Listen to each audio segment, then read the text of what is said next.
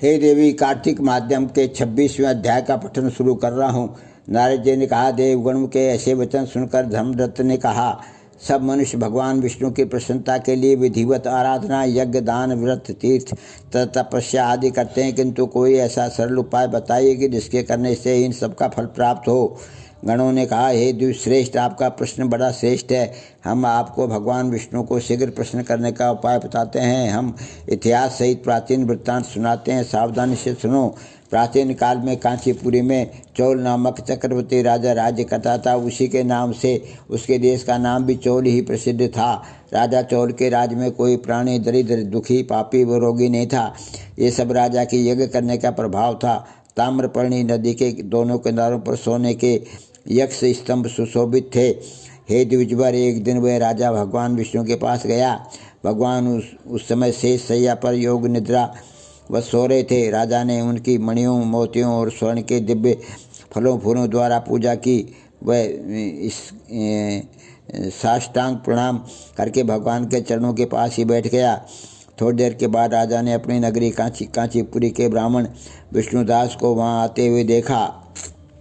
विष्णुदास भगवान की पूजा के लिए तुलसी दल और जल लिए हुए था। विष्णुदास ने वहां आकर भगवान को विष्णु सूक्त मंत्रों द्वारा स्नान करवाकर मंदिर तथा दलों से उनका विधिपूर्वक पूजन किया। विष्णुदास के चढ़ाए हुए दलों से राजा के चढ़ाए हुए मणि, मोती व स्वर्ण के फूल ढक गए। राजा ये देखकर क्रोध सिर में भरकर बोला, ढोंगे मूर्ख, तूने मेरी चढ़ाई हुई मणियों, मोतियों और सोने के फूलों को तुलसी दल व अपने सादे फूलों से ढक दिया है। तू बेचारा भला भक्ति करना क्या जाने। तूने मेरे किए हुए विचित्र श्रृंगार को बिगाड़ दिया है। राजा की बात सुनकर विष्णुदास को भी क्रोध चढ़ाया और वह राजा के गौरव को तुच्छ समझकर कहने लगा, हे राजन, तुम भक्ति करना नहीं जानते, तुमको अपने धन का घमंड है। बताओ, आज से पहले तुमने भगवान के कितने व्रत किए हैं? देवगण ने कहा। ब्राह्मण के ऐसे वचन सुनकर राजा ने घमंड से हंसकर कहा, हे विप्र, भगवान की भक्ति के अभिमान से यदि तू ऐसी बात कह रहा है तो मैं पूछता हूँ कि तेरे जैसे भिखमंगे ब्राह्मण में भगवान की भक्ति की ही कितनी है, क्योंकि तुमने आज तक भगवान की प्रसन्नता के लिए कुछ भी नहीं किया, नहीं तो कोई मंदिर ही बनवाया तो तुम भला इस प्रकार की भक्ति का जैसे कि तुम कर रहे हो क्या गर्व कर सकते हो। यहाँ जितने भी ब्राह्मण बैठे हैं, मेरी बात को ध्यानपूर्वक सुने और देखें कि भगवान विष्णु के दर्शन मुझे होते हैं या कि उसे। इसके बाद दोनों की भक्ति के संबंध में आप लोग जान लेंगे। देवगण ने कहा। ऐसा कहकर राजा अपने महल में चला गया और वहां जाकर उसने अपने पुरोहित मुदगल को आचार्य बनाकर विष्णु यज्ञ आरंभ किया। उसने उस यज्ञ में अनेक ऋषि महर्षियों को बुलाया, उनको बहुत सा अनाज और नकदी आदि दक्षिणा दी। जो यज्ञ पहले ब्रह्मा जी ने गया में किया था, वही यज्ञ राजा चोल ने अपनी नगरी चोल में किया।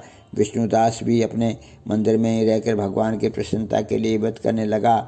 उसने माघ तथा कार्तिक मास के व्रत किए, तुलसी के वन की और एकादशी को भगवान विष्णु के 12 अक्षर मंत्र का जाप किया। वह भगवान को प्रसन्न करने के लिए गीत गाता रहा। वह नृत्य करता रहा, नित्य प्रतिव्रत करता, भूमि पर सोता, हर समय भगवान विष्णु का स्मरण करता और सब प्राणियों में समदृष्टि से भगवान को ही देखता था।